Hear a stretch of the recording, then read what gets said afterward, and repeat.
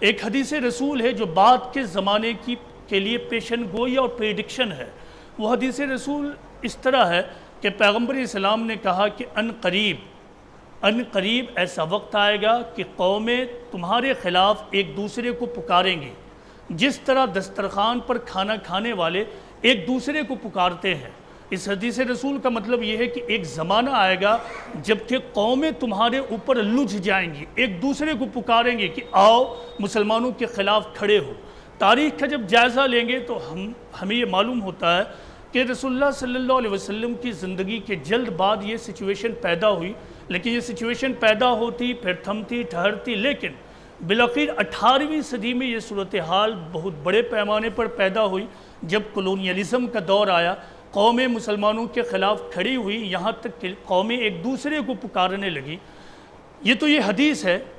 پھر اب قرآن اور حدیث کو لے کر مطالعہ کریں گے تو قرآن و حدیث سے یہ معلوم ہوتا ہے کہ اللہ تعالیٰ قوموں کو تنبیہ کرنے کے لیے، وارن کرنے کے لیے سخت حالات سے ان کو گزارتا ہے۔ اگر ان سخت حالات پر قومیں اپنی اصلاح کرتے ہوئے آگے بڑھیں تو اللہ تعالیٰ کی پھر نصرت آتی ہے۔ اگر سخت حالات پر وہ شکایتی ہو جائیں، پھر اصل نقطے پر سوچنے کے بجائے کچھ اور سوچنے لگیں تو پھر اللہ کی نصرت ان تک نہیں آتی ہے۔ اس سلسلے میں قرآن کی ایک آیت اس طرح ہے کہ فَلَوْلَا إِذْ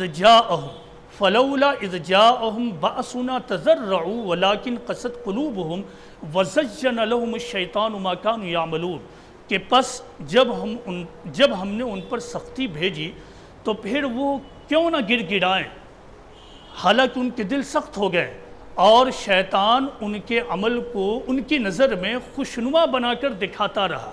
تو اللہ تعالیٰ یہ کہتے ہیں کہ جب ہم نے ان پر سختی ڈالی، ان کو وارن کیا، ان کو جھنجھوڑنا چاہا تو وہ گڑ گڑائیں کیوں نہیں، انہوں نے اللہ کے سامنے توبہ کیوں نہیں کیا، برعکس اس کے کہ ان کے دل سخت ہو گئے اور شیطان نے ان کے اعمال کو، ان کی ایکٹیویٹیز کو ان کی نظر میں خوشنما بنا کر دکھانا شروع کیا۔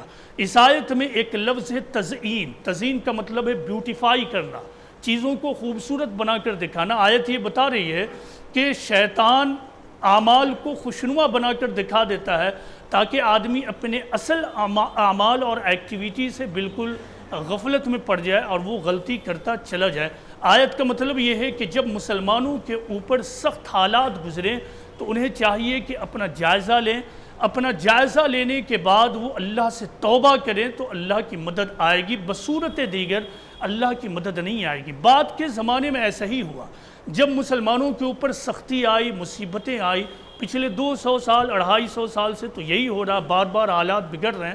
ہونا یہ تھا کہ ہم اپنے حالات کا جائزہ لیں کہ ہم سے غلطی کہاں ہو رہی ہے، لیکن ہوا یہ کہ ہمارے درمیان رونگ رہنما اٹھتے ہیں، لیڈرز اٹھتے ہیں اور مسلمانوں کو یہ کہنا شروع کرتے ہیں کہ دیکھو تمہارے خلاف دراصل دوسروں کی سازشیں اور کانسپریسی ہے، اسی سازش اور کانسپریسی نے تمہارے تمام معاملات کو بگاڑ کر رکھ دیا ہے، اور اس کانسپریسی کے رہتے ہوئے تم اس دنیا میں کامیابی حاصل نہیں کر سکتے ہو۔ حالانکہ یہ بالکل بیسلیس بات تھی۔ اس دنیا میں قوموں کے درمیان کمپٹیشن ہمیشہ جاری رہتا ہے۔ اصل یہ مقابلہ اور کمپٹیشن کا معاملہ تھا جس کو ہمارے رونگ لیڈرز نے سازش اور کانسپریسی کے خانے میں بتانا شروع کیا۔ نتیجہ یہ ہوا کہ ہم تمام مسلمان شکایتی ذہن کے ہو گئے اور ہر معاملے میں شکایت اور کمپلین کی عادت ہمیں پڑ گئی۔ حالانکہ ہم سوچتے ہیں تو ہم نے بہت بڑا کام چھوڑ دیا تھا اور چھوڑے رکھا ہے، اور وہ ہے امت محمدی ہونے کی حیثیت سے پیغام محمدی کو تمام انسانیت تک پہنچانا۔ یہ عظیم ترین ذمہ داری تھی، لیکن جب ہم مسلمانوں کی تاریخ کو دیکھیں تو دور اول کے بعد مسلمان پولیٹیکل انڈیور میں لگ گئے، دنیا کو جیتنے میں لگ گئے۔ جو اصل کام تھا یعنی خدا کے پیغام کو تمام انسانیت تک پہنچانا، وہی کام چھوٹ گیا، اور جب یہ کام چھوٹے گا تو پھر اللہ کی مدد نہیں آئے گی۔ جب یہ کام چھوٹے گا تو امت پر اللہ عذاب بھیجے گا، چونکہ قرآن و حدیث کے مطابق امت محمدی کی اب قیامت تک آنے والے انسانوں کے حوالے سے یہ ذمہ داری ہے کہ ہم مسلمان اٹھیں اور اپنے اپنے حالات کے اعتبار سے خدا کے اس پیغام کو تمام انسانیت تک پہنچائیں۔ قرآن میں یہ کہا گیا ہے کہ اگر تم نہیں اٹھو گے تم اس پیغام کو نہیں پہنچاؤ گے تو اللہ تمہارے اوپر سخت عذاب ڈالے گا، سخت ترین عذاب ڈالے گا، اور تم اللہ کا کچھ بھی بگاڑ نہیں سکو گے، اور تمہاری جگہ پر اللہ دوسری قوموں کو اٹھائے گا۔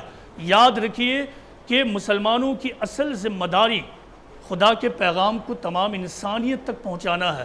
پہلا کام تو یہی ہے کہ ہم اس معاملے میں توبہ کریں اور اجتماعی عہد کریں کہ ہم خدا کے اس پیغام کو تمام انسانیت تک پہنچانے والے بنیں گے، اور دوسری ذمہ داری ہے کہ ہم ذاتی طور سے اپنی زندگی کا جائزہ لیں کہ ہم دیندارانہ زندگی گزار رہے ہیں یا پھر محض دنیا دارانہ زندگی گزار رہے ہیں۔ ہم اپنے معاملات کو خدا اور رسول کی تعلیمات کی روشنی میں طے کر رہے ہیں یا پھر ہم اپنے معاملات کو اپنی خواہشات کی پیروی کے تحت حل کر رہے ہیں۔ ان دو چیزوں کو دیکھنا ہوگا بہت ہی شدت کے ساتھ۔ اگر اب بھی ہم اس معاملے میں سنجیدہ نہیں ہوئے تو یاد رکھیے کہ اللہ کا عذاب اور یہ سختی کا ماحول اسی طرح بنا رہے گا۔ اللہ کو تو اپنا کام کرنا ہے، اپنے پیغام کو تمام انسانیت تک پہنچانا ہے۔ ہم اگر نہیں اٹھیں گے تو اللہ دوسروں کو اٹھا لے گا۔ اہل مکہ نے دغا کیا تو اللہ نے اہل مدینہ کو اٹھا لیا۔ اہل مدینہ اٹھتے ہیں، کمر کستے ہیں اور اپنا وقت اور اپنی دولت کو پوری طرح پیغمبر اسلام کے ساتھ لگا دیتے ہیں۔ اللہ تعالیٰ نے اہل مدینہ کو تمام دنیا پہ غلبہ دے دیا۔ آج بھی ہماری یہی اصل ذمہ داری ہے، نوجوانوں کو یہ سمجھنا ہے کہ ایک تو اپنی زندگی کا جائزہ لیں کہ ہم اپنی زندگی کو قرآن و سنت کے مطابق ڈھالیں، اور نمبر دو یہ کہ جو نوجوان اور جو مسلمان، نوجوان اس لیے کہ نوجوانوں میں طاقت زیادہ ہوتی ہے، اس کا مطلب یہ نہیں کہ جو معمر اور عمر دراز ہیں ان کی ذمہ داری نہیں ہے۔ نوجوان کو خطاب صرف اسی لیے کیا جاتا ہے کہ نوجوانوں کو طاقت اور ہمت زیادہ ہوتی ہے۔ تو نوجوانوں کی یہ ذمہ داری ہے کہ اٹھیں اور خدا کے پیغام کو تمام انسانیت تک پہنچانے کے لیے اسٹرگل کریں۔ اللہ تعالیٰ سے یہ دعا ہے کہ اللہ تعالیٰ ہم تمام مسلمانوں کو سیرت کے اس مہینے میں، ربیع اول کے اس مہینے میں اس بات کے عہد کی توفیق دے کہ ہم پیغام محمدی صلی اللہ علیہ وسلم کو تمام انسانیت تک پہنچائیں گے۔ وما علینا الا البلاغ المبین۔